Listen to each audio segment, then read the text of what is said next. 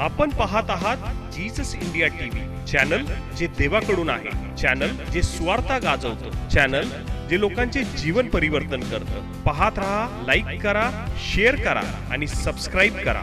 या सेवा कार्याला अजून वाढवण्यासाठी तुम्ही हातभार लावू शकता व आम्हाला तुमची आर्थिक मदत करू शकता. ऑनलाईन पेमेंटसाठी खाली दिलेल्या QR कोडला स्कॅन करून आपलं दान देऊ शकता. पुन्हा एकदा आपल्या सर्वांचं स्वागत करतो. महिमा देतो प्रभूला, जो आमच्यासाठी खूप चांगला आहे. साक्ष तर घडणारच, कारण देव जिवंत आहे. ज्यांचा विश्वास देवावरती आहे अशा लोकांसाठी रोजच साक्ष असते बरं का, रोज. आणि या दिवसामध्ये तर मी इतके अद्भुत चमत्कार पाहिले, इतके अद्भुत चमत्कार अनुभवले. मला आठवतं की एक आंटीने कॉल केला होता आणि त्यांनी सांगितलं की माझा नवरा मेला. माझा नवरा आणि मी दोघं पण एका ठिकाणात कामाला होतो. माझ्या नवऱ्याला मी जामीनदार आणि मला ते जामीनदार. आणि मग कर्ज काढलं. कर्ज काढल्यानंतर मिस्टर वारले आणि मिस्टर वारल्यानंतर जामीनदार असल्या कारणाने त्यांची पण पेन्शन बंद आणि ही पण पेन्शन बंद. समोर मोठा प्रश्न की आता जगायचं कसं. परंतु त्याच वेळेस ते म्हटले यूट्यूबवरती एक संदेश जो चालू होता, तो संदेश मी ऐकला. आणि त्या संदेशामध्ये तुम्ही असं म्हटला की तुमची कर्जाची अवस्था, अशी प्रार्थना इथून केली होती की देवा, काही लोक असे ऑनलाईन आहेत आणि ते पाहत आहेत आणि ते कर्जाच्या अवस्थेमध्ये, या लोकांना कर्जातनं तू बाहेर काढ, अशी प्रार्थना केली. मग त्या आंटी म्हटलं की ती प्रार्थना जशी काही माझ्यासाठी होती आणि मी तेव्हा ती स्वीकारली. आणि म्हटलं प्रभू, या सेवकानं माझ्यासाठी प्रार्थना केली. असं करून मी बँकेमध्ये गेले आणि बँकेमध्ये गेल्यावर त्या बँकेचा अधिकारी माझा वाटच पाहत होता. त्यांनी म्हटलं इकडे या.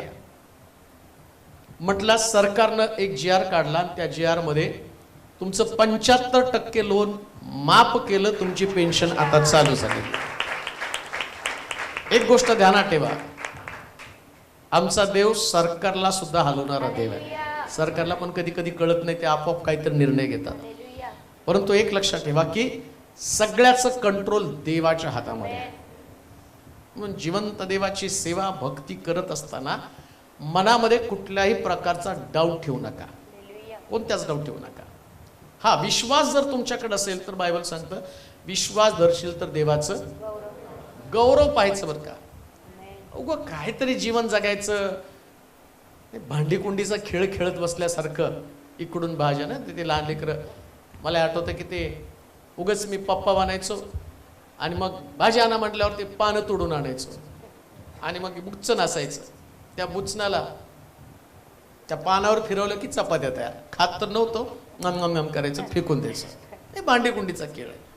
आयुष्य आमचं भांडीकुंडी नाही, आमचं जीवन भूत भविष्य वर्तमान घडवणारा आमचा देव आहे. आणि म्हणून अशा पद्धतीने जगा. रोजचा दिवस एक्साइटमेंट असली पाहिजे. काहीतरी देव करत आहे, काहीतरी देव करणार आहे, काहीतरी देवाला करण्यासाठी पण भाग पाडायचं.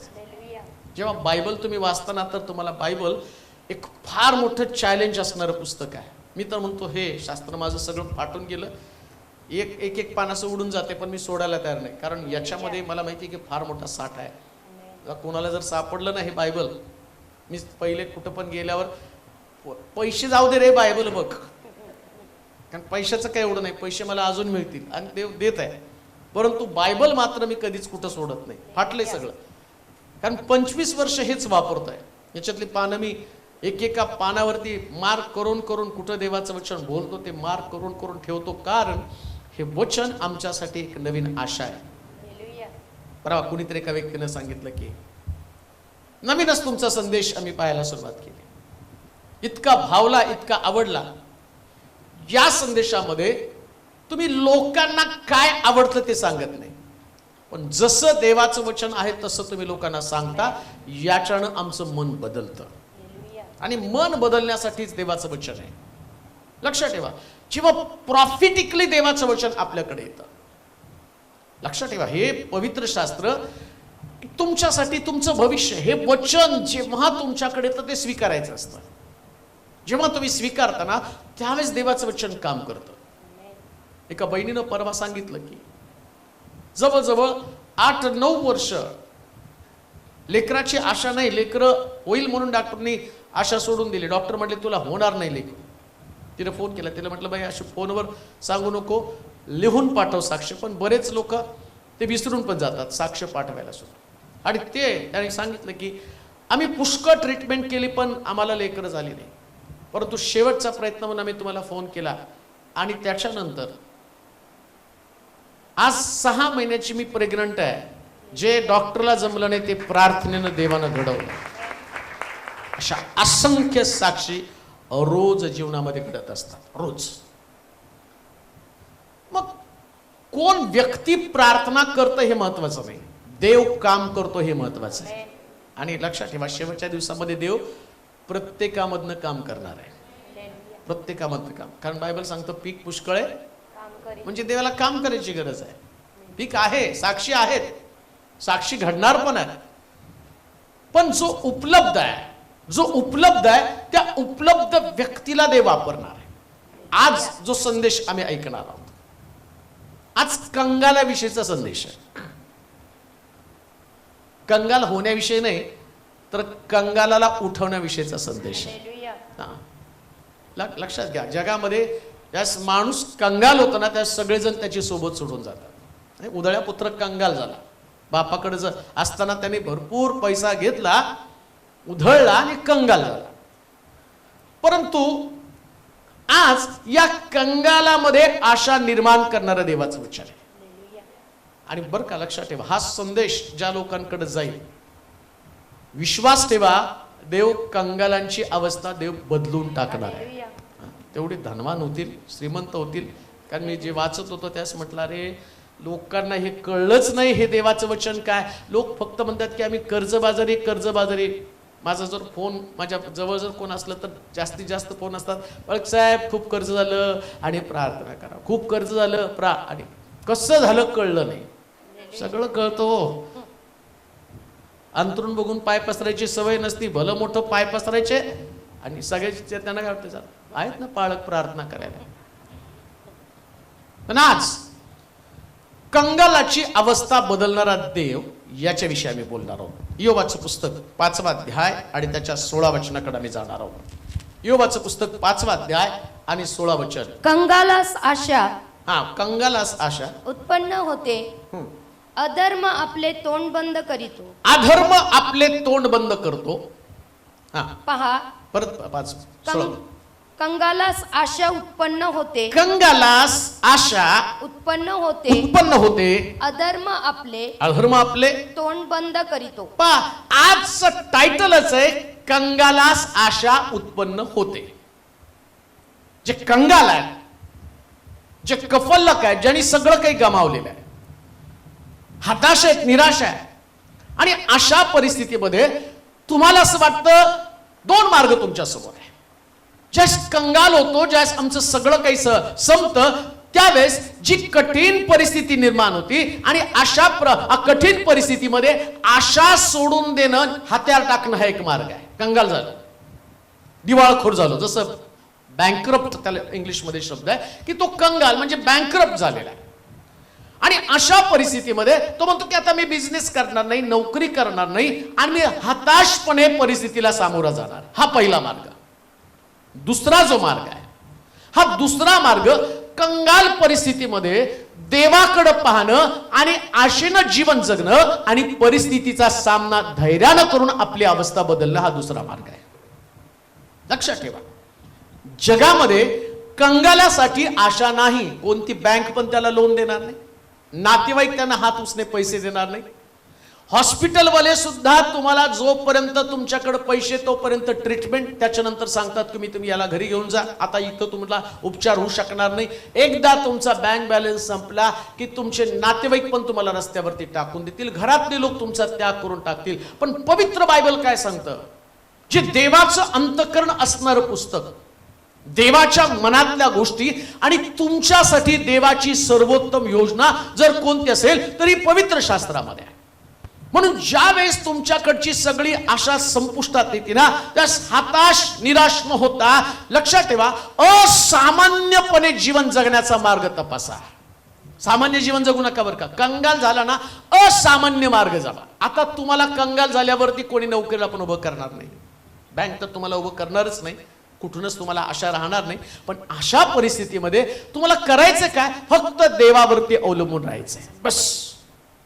शास्त्र काय सांगतं, वाचा बरं परत ते वचन. कंगालास आशा उत्पन्न होते, कंगालास आशा उत्पन्न होते, अधर्म आपले तोंड बंद करतो. आता कंगालास आशा उत्पन्न कधी होती, अधर्मानं आपलं तोंड बंद. म्हणजे तुम्ही जो अधर्म करता तो अधर्म पहिले त्याचं तोंड बंद करून टाकायचंय. कंगालास आशा कधी उत्पन्न होणार आहे, अधर्माचं तोंड बंद केल्यावरती. म्हणजे मुळात आम्ही कंगाल होण्याचं कारण काय, जर आम्ही देवाच्या मार्गामध्ये चाललो असतो तर आम्ही कंगाल झालोच नसतो. आमचा देव आशीर्वाद देणारा देव आहे. जेव्हा आम्ही देवाचा मार्ग सोडतो, देवाच्या मार्गापासून फारकत घेतो, देवापासून आम्ही दूर जातो, त्याच्या इच्छेच्या कक्षेमध्ये राहत नाही, त्याच दिवसापासून आमच्या जीवनामध्ये अनेक प्रकारच्या घडामोडी घडू लागतात. देव आमचं दिलेलं सगळं काढून घेतो, आमची सधनता काढून घेतो, आमचं आरोग्य काढून घेतो, आमच्या जीवनातले आशीर्वाद काढून घेतो. एक गोष्ट लक्षात ठेवा, देवाबरोबर चालणं याच्यामध्येच आमचं हित आहे. पण देवापासून दूर गेलो, देवाची संगती आम्ही सोडली, तर त्या दिवशी देवानं त्याचा हात आमच्या डोक्यावरून काढला तर आम्हाला मदत करणारा जगामध्ये कोणी नसतं. उधळ्या पुत्र उद्ध्वस्त होण्याचं कारणच त्यानं बापाची सोडलेली संगती. आपल्या बापाच्या घरात राहण्याच्या ऐवजी तो मौज मजा करण्यासाठी मित्रांबरोबर गेला. जगामध्ये गेल्यानंतर तुमची मजा असणार आहे, जग हे मजेचं ठिकाण आहे, पण जग तुम्हाला कंगाल करणार आहे. आठवतं का, एक मनुष्य यरुशलेम सोडून जात असताना लुटारूच्या हाती सापडला. देवाच्या सानिध्यामध्ये असताना त्याचं जीवन धनवान आहे. ज्या ती लुटारूने त्याला लुटलं, याचा अर्थ यरुशलेमेत त्याने काहीतरी कमावलेलं आहे. तुम्ही देवाच्या घरात, देवाच्या मंदिरात, देवाच्या सानिध्यात राहताना तुम्ही बरंच काही कमवता. सगळ्यात उत्तम गोष्ट काय माहिती का, तुम्ही देवाच्या घरात राहिल्या कारणानं देव तुम्हाला निरोगी ठेवतो. धार्मिकाच्या तंबूजवळ कोणता व्याधी, तुम्ही धार्मिकात म्हणून व्याधी तुमच्याकडे, तुम्ही धार्मिकात म्हणून रोग सुद्धा तिथं वाट पाहतो की या व्यक्तीनं धार्मिकता बंद करावी, आणि त्यावेळेस रोग पण आम्हाला येऊन गाठतो. त्यानंतर आम्ही पाहतो आर्थिक प्रश्न येऊन आम्हाला गाठतात, वेगवेगळ्या प्रकारचे प्रश्न, आणि आम्हाला ते सर्व आमचं धन काढून घेण्याचा प्रयत्न करतात. पण आता तुम्ही काय करता, पहिल्यांदा अधर्माचं तोंड बंद करता. म्हणजे तुम्हाला लक्षात येतं माझ्याकडनं काय चुकतं ते तोंड मी बंद करून टाकणार आहे. आणि इकडं तुम्ही अधर्माचं तोंड बंद करता आणि तुम्ही धार्मिक बनता आणि देव तुम्हाला आशीर्वादित करायला सुरुवात करतो. काय सुंदर देवाचा मार्ग आहे. कंगाल झाल्यावरती पहिल्यांदा इकडं तिकडं प्रयत्न करू नका. पुन्हा मी तुम्हाला सांगतो, कंगाल व्यक्तीला कोणी उभं करत नाही, पण कंगाल व्यक्तीला देव उभं करतो. वचनात दाखवतो बरं का, इयोबाच्या पुस्तकामध्ये 9व्या अध्यायाच्या 17 आणि 18 वचनामध्ये. इयोबाचं पुस्तक खूप भारी पुस्तक आहे बरं का. इयोबाच्या पुस्तकामध्ये 9वा अध्याय 17 आणि 18 वचन. कारण तो वादळाने माझा चुराडा करीतो, विनाकारण मला घायावर घाय करीतो. 9वा अध्याय 9, 17, 18. विनाकारण मला घायावर घाय करीतो, तो मला श्वासही घेऊ देत नाही, तो मला क्लेशाने व्यापून टाकीतो. बलवान कोण असा प्रश्न निघाल्यास तो म्हणतो मी आहे. न्यायाचा प्रश्न निघाल्यास तो म्हणतो मला न्यायसभेपुढे कोण आणेल. मी निरापराध असलो तरी माझे तोंड मला अपराधीच ठरवील. मी निर्दोष असलो तरी तो मला दोषीच ठरवील. मी निर्दोष आहे. किती वचन वाचलं, 17 आणि 18. अजून एक वचन वाचा, इयोबाचं पुस्तक 40वा अध्याय 10 ते 15 पर्यंतची वचन वाचा. तू आपणास महिमा व प्रताप यांनी भूषित कर, तेज व ऐश्वर्य ही धारण कर. तुझ्या क्रोधाला. इयोबाचं पुस्तक 42वा अध्याय वाचा. 42 10 ते 15. इयोबाने आपल्या मित्रांसाठी इयोबानं आपल्या मित्रांसाठी प्रार्थना केली तेव्हा परमेश्वरानं इयोबाच्या दुःखाचा परिहार केला. पूर्वी इयोबाची मालमत्ता होती तिच्या दुप्पट परमेश्वराने त्याला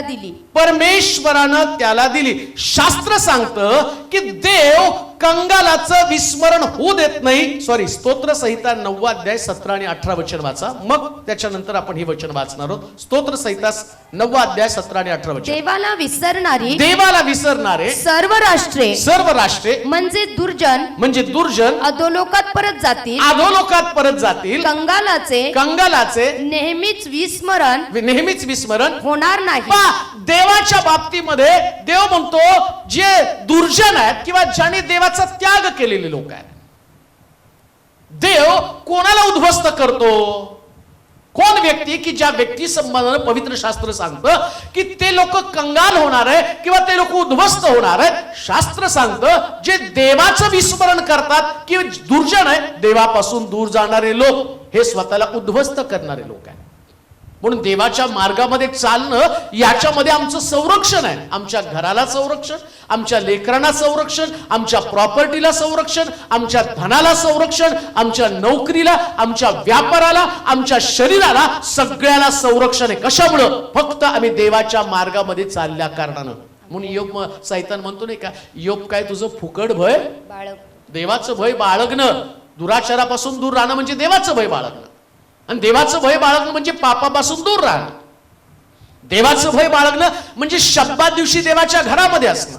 देवाचं भय बाळगणं म्हणजे त्याच्या उपस्थितीमध्ये उभं राहणं. लक्षात ठेवा, एखादी चुकीची गोष्ट ज्या तुम्हाला करण्यासाठी आणि तुमचं मन सांगत आहे, कोण हे कुठलं मन आहे हो? हे कोणतं मन तुम्हाला पाप करण्यासाठी प्रवृत्त करतं? दावीद एवढा मोठा राजा असताना सुद्धा दावीद संबंधानं म्हटलं तो माझ्या हृदयातला व्यक्ती आहे, देवाच्या हृदयात असणारा व्यक्ती. पण त्याचं मन सुद्धा पापाकडे गेलं ना. खिडकीतनं त्यानं पाहिलं आणि चुकीची गोष्ट केली, व्यभिचार त्यानं केला. म्हणजे मन तुम्हाला पापाकडे घेऊन जातं. आणि एकदा का तुमचं मन पापाकडे जायला लागलं ना, मग देव तो देव आहे, त्यानं दावीदाचं अख्खं घर उद्ध्वस्त करून टाकलं. देवाला सोडणं ही गोष्ट आम्हाला कधीच परवडणारी गोष्ट नाहीये.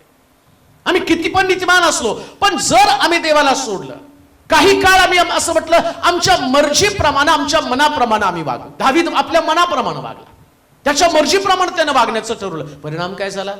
अख्खं त्याचं घर कुटुंब उद्ध्वस्त झालं का नाही? तो कंगाल झाला. परंतु तुम्ही कंगाल झाला आणि आता काय होतं माहिती का? देव तो देव आहे हो, त्याला कधीच वाटत नाही त्याची लेकरं उद्ध्वस्त होऊन जगामध्ये फिरावी. मग तुम्ही कंगाल होता. कंगाल अवस्थेमध्ये तुम्हाला कळतं, अरे एके दिवशी मी काय आणि चांगलं जीवन जगत होतो. आज माझ्या जीवनाकडे पाहिल्यानंतर मला कळतं की माझं जीवन आता पहिल्यासारखं राहिलेलं नाही. मी सगळं काही गमावलेलं आहे. आणि तो व्यक्ती प्रार्थनाशील जीवन जगू लागतो. जसं शास्त्र सांगतं त्यानं आणि अधर्माचं तोंड बंद केलं, तसं अधर्माचं तोंड आम्ही बंद करावं.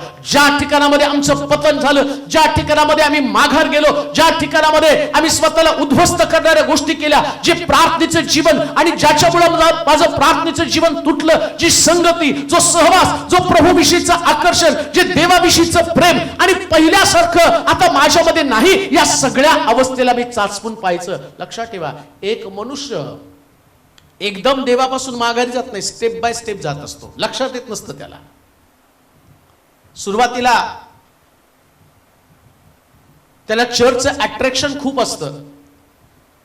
काही काळानंतर त्याला चर्च विषयीचं आकर्षण कमी होऊ लागतं. चर्च मध्ये आल्यावर तो गीतांमध्ये सहभागी होत असतो. पण कालांतरानं त्याला त्या गीतांचा नावड किंवा त्याला ती वर्शिप आवडत नसते आणि त्याने ओळखायचं की माझ्यामध्ये असणारं देवाचं आकर्षण कमी होऊ लागलं. आणि एकदा तुम्ही सैतानाच्या हातामध्ये सापडला, मग सैतान तुम्हाला पुरता उद्ध्वस्त केल्याशिवाय राहत नाही, असं लिहिलंय शास्त्रामध्ये.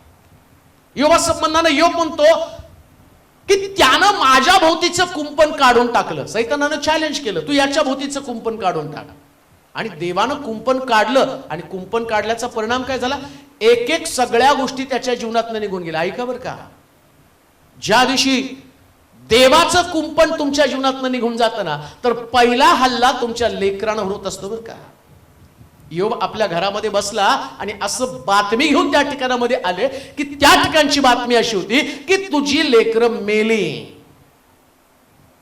मग त्याच्या धनावरती हल्ला झाला. त्याचे गारद्यांनी त्याचे सगळे उंट, गाढवी, मेंढरं सगळी चोरून नेलेली आहे. आणि एवढं करून थांबलं नाही. एकदा लेकरं गेली, एकदा संपत्ती गेली, आता योबाचं आरोग्य पण निघून किती कंगाल झालेला आहे. काहीच त्याच्याकडे राहिलेलं नाही. कंगाल अवस्था म्हणजे त्या अवस्थेमध्ये तुमचं नुसतं कंगाल म्हणजे धनानं तुम्ही कंगाल नाहीये. मी धनाच्या कंगालपणाविषयी तुमच्याशी बोलत नाही. कंगाल अवस्था म्हणजे देवानं तुम्हाला जे जे आशीर्वाद दिलेले आहेत. लेकर आशीर्वाद आहे, धन पण तुमचा आशीर्वाद आहे, तुमचं आरोग्य तुमचा आशीर्वाद आहे, तुमची पत्नी तुमचा आशीर्वाद आहे, तुमचं कुटुंब, तुमचे मित्र, तुमचे गणगोत तुमचा आशीर्वाद आहे. परंतु हे आशीर्वाद तुमच्याकडं निसटून चाललेले तुमच्या लक्षात पण येत नाही. आणि निसटून जाण्याचं कारण काय? तुमच्यामध्ये देवाविषयीचं आकर्षण कमी होणं. एक गोष्ट ध्यानात ठेवा, स्वर्गामध्ये बसलेला देव हा तुमच्या विचारांचं नियंत्रण करत असतो, विचार पाहत असतो. तुम्ही चर्चमध्ये बसलाय का हे नाही बघत तो. चला तुम्ही देवाच्या मंदिरामध्ये आला आणि तुम्ही बसला, ते उपस्थिती फक्त गव्हर्नमेंटला चालती. शाळेमध्ये 70% उपस्थिती, त्याला बोर्डाच्या परीक्षेला इथं उपस्थिती नसतं. इथं बसून तुम्ही काय विचार करता ते महत्वाचं असतं. इथं बसून देव तुमच्या विचारांचं नियंत्रण करतो. आणि ते विचार तुम्ही देवाच्या मंदिरात आल्याबरोबर तुमचं देवाविषयीचं प्रेम काय आहे. आणि ज्या व्यक्तीला देवाविषयीचं प्रेम असतं ना, त्याच्यामध्ये नुसती एक्साइटमेंट असते. काय मला माझ्या प्रभूसाठी करायचंय. दावीद म्हणतो ना, ते मला म्हणाले माझ्या परमेश्वराच्या घराकडचं तेव्हा माझ्या मनाला मोठा आनंद. त्याचं मनामध्ये सगळं देवच होतं ना. तुमच्या मनामध्ये देव आहे तर तुम्हाला देवाच्या घराचं प्रचंड आकर्षण असणार. आणि जर तुमच्या मनामध्ये देवाविषयीचं आकर्षण नाही, मग तुम्ही जे जगता त्या जगण्याला तुम्हाला तपासायचंय. खरंच मी देवावरती प्रेम करतो का. आणि देवावरती प्रेम करणारा व्यक्ती त्याला कोणत्याच गोष्टी अटकाव करू शकत नाही. आणि एकदा देवावरचं प्रेम कमी झालं की तिकडं तुम्हाला कंगाल करण्यासाठी सैतान सुरू करतो. इथं इयोबाच्या बाबतीमध्ये इयोबाला सैतानानं कंगाल करून टाकलं, सगळं काढून टाकलं त्याचं. पवित्र शास्त्र काय सांगतं, ज्यावेळेस तुम्ही कंगाल होता पण तुम्ही अधर्माचे मार्ग बंद करून टाकता, अधर्माचं तोंड बंद केलेलं आहे. पुन्हा मी तुम्हाला सांगतो, असा कोणता अधर्म या अधर्मानं तोंड उघडलं आणि याच्यामुळे तुम्ही कंगाल झाला. आता कोणता अधर्म होता माहितीये का योबाच्या बाबतीमध्ये. योब सकाळी उठल्यावरती एक प्रार्थना करायचा, लेकरांचं शुद्धीकरण करायचं. आणि तो काय म्हटलं माहिती का, न जाणो माझ्या मुलानं जगामध्ये जाऊन काही पाप केलं असू नये. त्याला वाटत होतं माझ्या मुलांनी पाप केलं असेल म्हणून. लक्षात ठेवा, त्याला ठाऊक होतं की पाप केलं तर माझं घर उद्ध्वस्त होणार आहे. मग याचा अर्थ त्याची मुलं कुठंतरी चुकली असणार आहे. जसं आम्ही पाहतो एली याजक चांगला होता पण एली याजकाची मुलं वाईट होती. आणि त्याचा परिणाम काय झाला, एली याजकाचं घरच उद्ध्वस्त झालं. आणि आम्ही परवा दिवशी संदेशामध्ये ऐकलं नाही का, देव एली याजका संबंधाने म्हणतो, जे ऐकतील त्यांचे कान भानानून जातील अशा गोष्टी आता मी करणार आहे. काय करणार आहे, एली याजकाला म्हणतो तुझ्या पोरांना तू आवर घातला नाही. एली सांगत होता हे करतो त्या चुकीच्या गोष्टी आहेत, मुलं ऐकायला तयार नाहीत. आणि मग इतका देव संतापला की तो म्हटला तुझ्या घरामध्ये इथून पुढे कोणी सुद्धा म्हातारा होऊन मरणार नाही. तुझी लेकरं तरुणपणामध्ये, तुझ्या पिढ्यांमध्ये तरुणपणामध्येच लेकरांना मृत्यू येणार आहे. का, कारण देव त्यांना कंगाल करायला सुरुवात त्यानं केलेली आहे. अधर्मामुळे देवानं त्यांना कंगाल करायला सुरुवात केलेली आहे. ज्या दिवशी तुमच्यामध्ये अधर्म येतो, लक्षात ठेवा, आपल्या पिढीला, पुढच्या पिढीला जर सुरक्षित करायचं आहे, तुमच्या पिढ्या जर सुरक्षित व्हायला पाहिजे तर अधर्माचं तोंड बंद व्हायलाच पाहिजे. अधर्मानं तोंड उघडलं तर आपोआप तुमच्या जीवनातले सगळे आशीर्वाद एका पाठोपाठ निघून जातात. लक्षात ठेवा, ज्या देवासमोर आम्ही उभा आहोत त्या देवाला इतकं कॅज्युअली घेऊ नका. तुम्हाला वाटतं तितका सहज सोपा तो देव नाही. आशीर्वाद देताना तो चाचपून आशीर्वाद देतो. परंतु एकदा तुम्ही सगळ्या गोष्टीमध्ये गमावल्यानंतर जर तुम्ही देवाला शरण गेला, बायबल सांगतं देव पुन्हा एकदा कंगालाचं स्मरण करतो. त्याला कंगालाचं विस्मरण होत नाही. वाचा परत 9, 17 आणि 18 स्तोत्र 9 अध्याय 17 आणि 18 वचन. देवाला विसरणारी सर्व राष्ट्रे म्हणजे दुर्जन अधोलोकात परत जातील.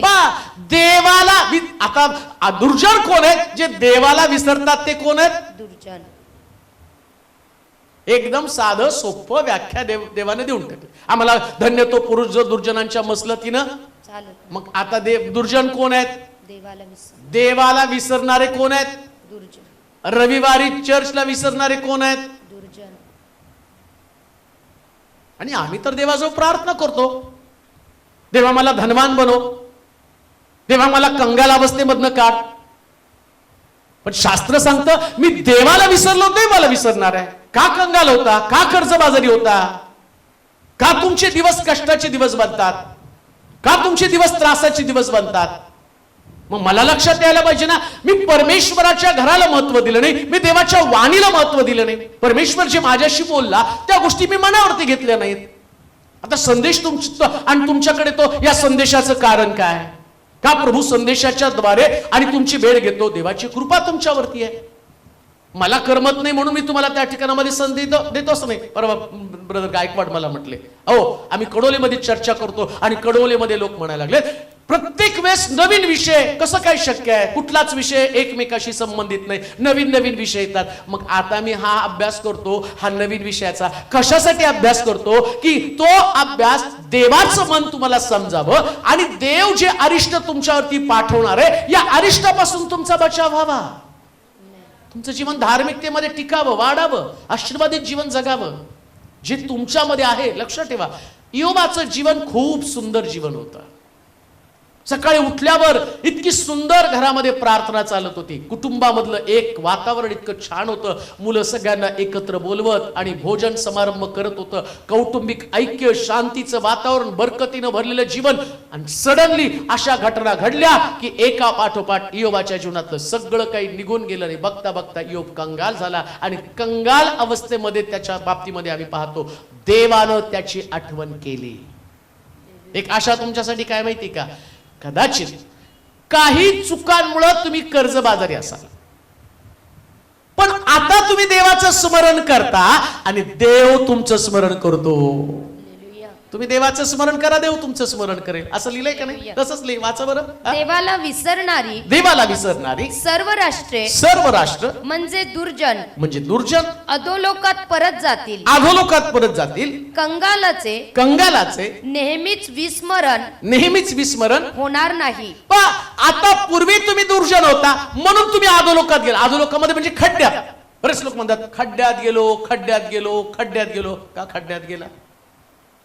कारण तू देवाला विसरला म्हणून खड्ड्यात गेला. पण ज्यांच्या लक्षामध्ये देव आहे, योसेपाला देवानं खड्ड्यातनं काढून राजगादीवरती बसवलं.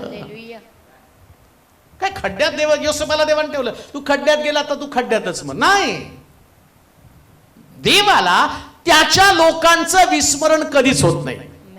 पण काही काळ तिथं त्या ठिकाणामध्ये असतो. इयोबाचं सगळं गेलं, मग असं तर देवाने नाही केलं. आता इयोब जाऊ द्या, इयोबाचं सगळं गेलं, मुलं गेली, बायको नावं ठेवायला लागली, मित्रांनी पण सोडून टाकलेले आणि मग त्याचं धन निघून गेलं, त्याचं आरोग्य निघून गेलं. असं इयोबाच्या बाबतीत घडलं नाही. मग काय घडलं? आता 42व्या अध्यायाच्या 10 ते 15 पर्यंतच्या वचनामध्ये वाचा. इयोबाचं पुस्तक 42वा अध्याय 10 ते 15 वचन. इयोबाची समृद्धी त्याला पुन्हा प्राप्त होते. जस्ट देव तुमचं स्मरण करतो, कंगालाचं स्मरण करतो. आशेदात चित्र कोणतं? पुन्हा देव तुम्हाला समृद्ध करतो. आहात कुठं तुम्ही? देवानं तुमचं स्मरण करणं फार गरजेचं आहे. तुम्ही देवाचं स्मरण केलं याच्यामध्ये विशेष काही गोष्ट नाही. देवानं तुमचं स्मरण करायला पाहिजे. आणि देव कोणाचं स्मरण करतो? ज्यांना अधोलोकाचं तोंड किंवा अधर्माचं तोंड बंद करतो तेव्हा देव तुमचं स्मरण करतो. अधर्माचं तोंड बंद केलं पाहिजे. 42 अध्याय उलटले. 42 अध्याय लक्षात घ्या. 42 अध्यायामध्ये इयोब देवाला दोष पण देत आहे. योबाच्या बाबतीमध्ये तुम्ही नुसतं देवानं नेलं हा फक्त पहिला भाग योबाच्या पुस्तकात आम्ही तेवढंच वाचतो. देवानं नेलं, धन्य त्याचं नाव. पण योब इकडं त्या ठिकाणामध्ये जर त्यांनी देवाला एवढा दोष दिला की त्याचे मित्र येऊन त्याला सांगतात, अरे देव अन्यायी नाही, कशाला देवाला दोष देतोस? योबाच्या मित्रांनी त्याचं ताडण केलं. वाचा तुम्ही योबाच्या पुस्तकामध्ये. आता योब बसून बसून, आम्ही नाही का वाचलं परवा, त्या सिस्टर मंगला घोडकेचा बर्थडे होता त्यास आम्ही वाचलं. आता योब तो पूर्वीचं सुख आठवूया. मग तो सगळा फ्लॅशबॅक मध्ये गेला. मी पूर्वी कसा होतो, मी कसा बोलत होतो, कसं माझं धार्मिक जीवन होतं, आणि या सगळ्या गोष्टी तो मी बोलत होतो आणि माझ्या बोलण्यानं लोक ऐकत होते, माझ्या बोलण्याचे शब्द लोक ऐकत होते. आता योबाचं बोलणं बदलायला सुरुवात झाली. परिणाम काय झाला? इकडं तुमचं धार्मिकतेचे बोल आणि तुम्ही बोलायला सुरुवात करता, आणि तिकडं देव तुमचं स्मरण करायला सुरुवात करतो. आणि देव ज्यावेळेस तुमचं स्मरण करतो ना, नुसतं स्मरण करत नाही. तुम्हाला कळतं का? ज्यावेळेस तुम्ही तुमच्या घरामध्ये लग्न काढता किंवा तुमच्या घरामध्ये घराचं ओपनिंग असतं, कधी कधी एक पद्धत असते, माहित नाही, सगळ्या कुणाकुणाला कपडे घ्यायची त्याची लिस्ट काढतात. लग्न असलं की म्हणतात काही, आणि मग याला घेतला पाहिजे, त्याला घ्यायला पाहिजे. एखादं चुकून राहतं आणि तुम्हाला कळतं, अरे ते तर फार डेंजर आहे, त्याला पहिले घ्यायला पाहिजे, नाही तो गोंधळ घाला, अख्खा प्रोग्राम फेल करून टाकेल, नाही का? म्हणजे तुम्हाला सुद्धा आठवतं की आठवून आठवून एखादी गोष्ट तुम्ही देता, आणि तुम्हाला कधी कधी आठवतं यांना जास्त द्यायला पाहिजे, चांगलं प्रेझेंट द्यायला पाहिजे. का तर यांनी सुद्धा आपल्याला त्याच तोडीचं दिलं होतं.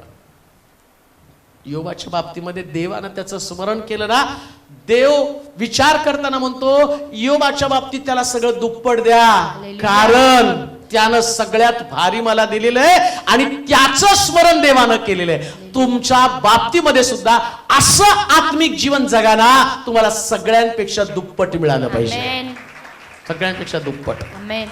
आता गेलं त्याचा विचार करू नका, गेलाय आणि गेलेल्या गोष्टी परत येणार नाही, पण ही अशी गोष्ट करा की देवानं तुमचं स्मरण करा. आणि शास्त्र सांगतं काय लिहिले, वाचा बरं. इयोबाची समृद्धी त्याला पुन्हा प्राप्त होते, त्याला पुन्हा प्राप्त होते. इयोबानं आपल्या मित्रांसाठी प्रार्थना केली. आता दुसरा मुद्दा मी तुम्हाला सांगतो.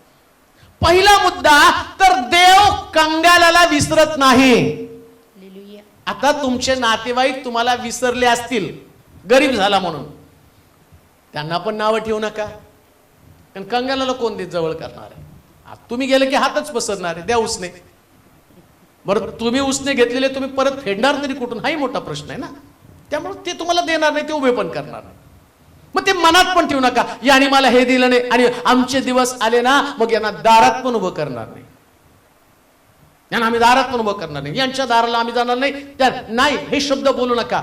असे शब्द बोला. धार्मिक व्यक्तीनं जर तुम्हाला कंगाल अवस्थेतनं बाहेर पडायला पाहिजे, देवानं तुमची आठवण केली पाहिजे, तर कंगाल अवस्थेमध्ये तुम्हाला प्रार्थना करायला शिकली पाहिजे. 10व्या वचनामध्ये वाचा बरं, इयोबाचं पुस्तक 42:10. इयोबानं आपल्या मित्रांसाठी प्रार्थना केली. तेव्हा परमेश्वरानं इयोबाच्या दुःखाचा परिहार केला. कंगाल अवस्थेमध्ये तुम्हाला मित्रांसाठी प्रार्थना, मित्रांसाठी म्हणजे जे तुमचा समाचार घ्यायला येतात. ऐका, काही वेळेस तुमची अवस्था अशी असते की लोक तुमची अवस्था पाहण्यासाठी येत असतात. आणि एक गोष्ट लक्षात घ्या, जेव्हा तुमची स्थिती चांगली असते ना तेव्हाच तुम्हाला प्रार्थना जमते. तुमच्याकडे पैसे, तुमच्याकडे आरोग्य आहे, लोक तुमचा सन्मान करतात, अवतीभोवती लोक तुमच्याविषयी चांगलं बोलतात, त्यास तुम्हाला प्रार्थना करणं खूप सोपं असतं. पण जेव्हा परिस्थिती विपरीत बनते, म्हणजे आता युवाची मुलं पण मेलेली आहेत, युवाची संपत्ती गेली, युवाचं आरोग्य निघून गेलेलं आहे, लोक त्याच्याकडे येताना त्याच्यासमोर मोठा प्रश्न आहे. बरं, येणारे लोक सुद्धा त्याला, आता त्याची बायकोच त्याला काय म्हणत आहे, प्रार्थनेमुळे तर आपलं सगळं निघून गेलं ना, या धार्मिकतेमुळे हे सगळं. विचार करा, आता घरातनच त्याला विरोध होत आहे, तुझ्या प्रार्थनेमुळे आपलं घर उद्ध्वस्त झालं. अशा प्रकारच्या विरोधाचा सामना करत असताना त्याची मानसिक अवस्था कशा पद्धतीची असेल, किती निराश झाला असेल, किती हताश झाला असेल, काय विचार त्याच्या डोक्यात असेल. बरं, अशा टायमाला सैतान पण तुमच्या कानामध्ये येऊन सांगणार काय प्रार्थनेचा उपयोग नाही, एवढी प्रार्थना करून आज माझंच आरोग्य निघून गेलेलं आहे. तो येऊन बोलणार आहे, काय योबा काय प्रार्थना करतो, प्रार्थनेनं तर तुझ्या जीवनामध्ये काही चांगलं घडलेलंच नाही ना. लक्षात ठेवा, कंगाल अवस्थेमध्ये तुम्ही प्रार्थना करता आणि त्या प्रार्थना तुम्हाला निराशेकडे घेऊन जाणाऱ्या प्रार्थना असतील. लोक पण तुम्हाला तशाच पद्धतीचं बोलतील, तुम्हाला सांगतील की तुम्ही प्रार्थना, बरं तुमच्या प्रार्थना ऐकणार तरी कोण हो? समजा मी दुसऱ्यासाठी प्रार्थना करतोय, आता योब मित्रांसाठी प्रार्थना करतो आणि योबाचंच आरोग्य गेलेलं आहे, तुम्ही कसं काय प्रार्थना करणार आहात? आणि किती चॅलेंजिंग आहे ते. माझ्यामध्ये प्रश्न आहे, मी दुसऱ्यांच्या प्रश्नांसाठी प्रार्थना करतो. माझ्यामध्ये आरोग्य नाही, मी त्याच्यासाठी प्रार्थना करतो. त्याच्यामध्ये आरोग्य नाही, त्या व्यक्तीला देवाला आरोग्य द्यावं. मी गरीब आहे आणि मी त्याला धनवान होण्यासाठी मी वचनातनं दाखवणार आहे बरं का तुम्हाला. तुम्ही जेव्हा त्या कंगाल अवस्थेमध्ये प्रार्थना करताना त्या लोकांची अवस्था बदलणारे तुम्ही लोक आहात. मुद्दाम देव तुम्हाला त्या अवस्थेमध्ये ठेवतो. त्या वचनात तुम्हाला मी पुढे दाखवेल, कारण तो शेवटचा मुद्दा आहे. पण त्या वचनात तुम्हाला कळणार आहे की तुम्ही कफल्लक असणं, तुम्ही गरीब असणं, तुम्ही आजारी असणं आणि हे तुमच्यासाठी खूप चांगलं आहे. तुमचा विश्वास वाढावा आणि त्या अवस्थेमधली तुमची प्रार्थना इतकी प्रभावी प्रार्थना असते की तुम्ही त्यास प्रार्थना करता आणि तुमच्या प्रार्थनेनं तुम्ही योग मित्रांसाठी प्रार्थना करू लागला आणि इकडं देवानं त्याची परिस्थिती बदलायला सुरुवात केली. म्हणून कंगाल अवस्थेमध्ये काही करू नका, पण प्रार्थना करा. काहीच करू नका, फक्त प्रार्थना करा. आरोग्य नाही तरी प्रार्थना करा. घरामधले लोक तुम्हाला दोष देत आहेत तरी प्रार्थना करा. मित्र तुमची चेष्टा करायसाठी येत आहेत तरी प्रार्थना करा. तुमची टिंगल होत आहे, तुमचा अपमान होत आहे, तुम्हाला लोक दोष देत आहेत, कोणी तुमच्याविषयी चांगला विचार करत नाही, पण शास्त्र सांगतं 10व्या वचनामध्ये, परत वाचा. इयोबानं आपल्या मित्रांसाठी प्रार्थना केली. तेव्हा परमेश्वरानं इयोबाच्या दुःखाचा कोणी हो? परमेश्वरानं इयोबाच्या दुःखाचा परिहार केला. म्हणजे कंगाल अवस्थेमध्ये तुम्ही प्रार्थना करता, त्या तुमच्या दुःखाला सुरुंग लावण्याचं काम देव करत असतो. काय देवाचं सूत्र आहे बघा. हा इकडं आजारी आहे आणि देव म्हणतो, पवित्र आत्मा त्याला सांगतो प्रार्थना कर. सैतान येऊन त्याला म्हणतो, अरे तू आजारी आहे, आता तुला प्रार्थनेची गरज आहे, तू लोकांकडनं प्रार्थना करून घे. पण इकडं योब लोकांकडून प्रार्थना करून घेत नाही, योबच त्याच्या मित्रांसाठी प्रार्थना करतो. ज्याला आपली कंगाल अवस्था काढून टाकायची, ऐका, ज्याला असं वाटतं कंगाल अवस्थेमधनं बाहेर पडावं, तर प्रार्थना हे एक सगळ्यात उत्तम माध्यम आहे.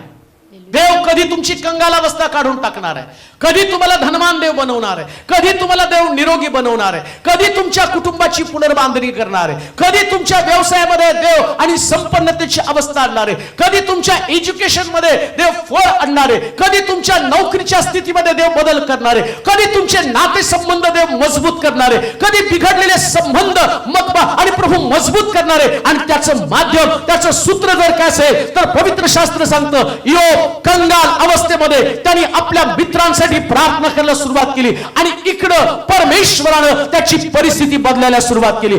कालपर्यंत ज्या परिस्थितीमध्ये तुम्ही आहात, परंतु लक्षात घ्या, आजच्या दिवसामध्ये तुमच्यासाठी एक नवीन आशा परमेश्वरानं कंगालांची आणि आठवण केली. त्यानं त्याचं स्मरण केलं आणि परमेश्वर तुमचं स्मरण करत असताना तुम्ही प्रार्थना करता. विश्वास ठेवा, हीच तुमची प्रार्थना तुमच्या जीवनाला कलाटणी देणारी ठरणार आहे. हीच तुमची प्रार्थना तुमच्या अवस्थेला बदलून टाकणारी ठरणार आहे. हीच तुमची प्रार्थना तुम्हाला संपन्नतेकडे घेऊन जाणारी प्रार्थना आहे. हीच तुमची प्रार्थना तुम्हाला निरोगीपणाकडे घेऊन जाणारी प्रार्थना आहे. आणि पवित्र शास्त्र सांगतं की त्यानं अशा प्रकारची प्रार्थना केली. सगळ्यात मोठी समस्या, लोक कंगाल असताना दुसऱ्याला प्रार्थना करायला लावतात, म्हणून ते कंगाल आहेत. आमच्या कर्जासाठी प्रार्थना करा.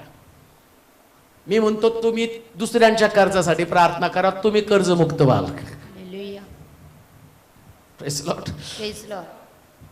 मला वाटतं आपला आशिष, हा एक संदेश मागा आशिषच्या वेळेस, आशिष आखाडे आपले आहे की नाही, एकदा हा संदेश वेगळ्या पद्धतीने चर्चमध्ये सांगितलं होतं. योबाने आपल्या मित्रांसाठी प्रार्थना केली, दुःखाचा पर्याय. त्यानं पुष्कळ दिवस बँकेमध्ये नोकरीसाठी ट्राय करत होता आणि सक्सेस हाती लागत नव्हतं. आणि नेमकं त्या पिरियडमध्ये त्याला तो संदेश कळाला की मग आशिषनं त्यानं आपल्या मित्रांसाठी प्रार्थना केली की देवा, या माझ्या मित्रांना बँकेमध्ये नोकरी लागू दे. आता म्हटलं प्रॅक्टिकल करून बघायला काय हरकत आहे, आपण प्रार्थना करू. आणि प्रार्थना केली आणि आज तो बँकेत कामाला आहे. का? तो म्हटलं मी प्रार्थना केली आणि देवानं बँकेची नोकरी मला दिली. हे प्रॅक्टिकल आहे. तुम्ही बेकार आहात, तुम्ही लोकांसाठी प्रार्थना करा. हालेलुया. तुमच्याकडे जॉब नाही पण तुम्ही दुसऱ्यांच्या जॉबसाठी प्रार्थना करा. हालेलुया. शिक्षण घेत आहेत, तुम्ही त्यांच्या एज्युकेशनसाठी प्रार्थना करा. तुमचं डोकं चालत नाही, ऐका, तुमचं डोकं चालत नाही, तुम्ही एकदम बुद्धू आहात, तुम्ही ढ आहात, पण तुम्ही तिथंच प्रार्थना करता, देवा या ब्रदरला, आणि ते म्हणतील अरे मग तू तुझ्यासाठी का मागत नाही? मी माझ्यासाठी मागायची मला गरज नाही, मी प्रार्थना करतो आणि देव मला बुद्धीचा पुरवठा करतो, माझी कंगाल अवस्था देव काढून टाकतो. हालेलुया. हे देवाचं सूत्र आहे. यालाच बायबल म्हटलेलं आहे, यालाच जिवंत देव म्हटलेलं आहे. तुम्हाला जे पाहिजे ते तुम्ही दुसऱ्यांसाठी मागा. हालेलुया. योबाने आपल्या मित्रांसाठी प्रार्थना केली. जास्त तुम्ही लोकांसाठी प्रार्थना करताना त्यास देव तुमची आठवण करतो. असं जीवन जगा, असं जीवन जगा. कधी सुद्धा समोरच्या व्यक्तीला आपला शत्रू मानूच नका. हालेलुया. आणि देवाचं वैशिष्ट्य काय माहिती का? नाही का तो म्हटलं की तुला काय पाहिजे त्याची शेजाऱ्याला दुप्पट दिली. मग काही काही विश्वासणारे एवढे डांबरटे, माझा एक डोळा काढायचे दोन्ही काढते, माझा एक निघाला तर याचे, पण इकडे लक्षात ठेवा, देव त्याचे दोन काढणार नाही, तुमचे दोन काढेल, त्यांचे दोन सुरक्षित ठेवेल. हा आपला देव असा आहे. आपल्या देवाचा प्रॉब्लेम हा आहे. इथं असं लिहिलं, योब आपल्या मित्रांसाठी प्रार्थना करू लागला. वाचा बरं. इयोबाने हा. आपल्या 15 मित्रांना पर्यंत. हा. इयोबाची समृद्धी हा. त्याला पुन्हा प्राप्त होते. हा. इयोबाने हा. आपल्या मित्रांसाठी प्रार्थना केली, प्रार्थना केली. तेव्हा परमेश्वरानं इयोबाच्या दुःखाचा परिहार केला. म्हणजे त्याचं कंगालपण त्यानं दूर करायला सुरुवात केली. पूर्वी इयोबाची मालमत्ता होती तिच्या दुप्पट परमेश्वराने त्याला दिली. देव ज्यास कंगाल व्यक्तीची आठवण करतो. आता ऐका बरं का, बऱ्याच लोकांना कंगाल व्हायला नको असतं, पण जेव्हा तुम्ही कंगाल होता, आता मी शास्त्रातनं सगळ्या गोष्टी तुम्हाला सांगतो, इकडचं तिकडचं नाही सांगणार. देव कंगालाची आठवण करतो. इलिया सारपत या ठिकाणामध्ये गेला, करीन त्या ठिकाणच्या ओळाजवळ बसून आणि भाकर आणि मांस खात होता, तर देवाने त्याला सांगितलं की जा, सारपत या ठिकाणामध्ये एक विधवा आहे, त्या विधवेच्या घरी तुला जायचंय. आणि तो गेला. तिथं 2 काटक्या, थोडस काटवतीमध्ये पीठ होतं, गेली भाकर थापणार होती, आणि एलिया जातो तिला म्हणतो, बाई मला भाकर भाजून दे. त्यास ती काय म्हणते, शेवटची भाकर मी खाणार आणि मी माझा मुलगा खाऊन आम्ही मरणार. एलिया म्हटलं मला भाकर आणून दे. आता ती पूर्ण कंगाल झाली. पूर्ण कंगाल झाल्यावर देवानं तिची आठवण केली. म्हणून कधी कधी तुम्हाला पूर्ण कंगाल होणं पण गरजेचं आहे. आम्ही म्हणतो आता सगळं संपत आलं, आता बँकेत पण काय जाऊ द्या सगळं, आणि असं राऊंड त्यात 5,000 आणि 10,000 होणार काय? काय असं विशेष फरक पडणार आहे? पण ज्यावेळेस तुम्ही कंगाल बनता त्यास देव तुमची आठवण करतो, आणि जेवढं तुमचं होतं त्याच्या दुप्पट तुम्हाला मिळतं. आहात कुठं तुम्ही?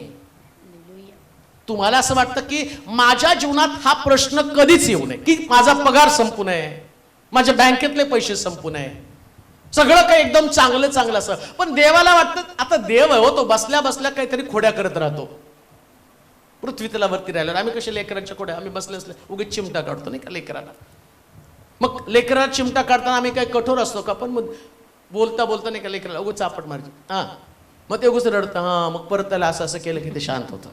मग ती चापट मारताना मी जोरात मारत नाही, पण तो खेळ असतो आणि आपल्याला त्याच्यात खूप मजा येते, आणि त्या लेकराला पण ते आवडतं. मग प्रभू पण असंच करत असतो. कधी कधी तुमचं सगळं काढून घेतो, काहीच तुमच्याकडे नसतं, कारण त्याला तुमच्या जीवनामध्ये एक मोठा मिरेकल करायचा असतो. फार मोठा मिरेकल करायचा असतो. तो म्हणतो शेवटची भाकर, आता तिच्यासमोर मोठा पेच आहे, हे शेवटची भाकर दिल्यावर काय खाणार मी आणि माझा मुलगा? पण देवाला मिरेकल करायचा होता. कोणता मिरेकल? 3.5 वर्ष तुझ्या पीठ आणि त्या भांड्यातलं पीठ संपायचं नाही, तेल संपायचं नाही, हा एवढा मोठा मिरेकल करायचा होता. म्हणून कधी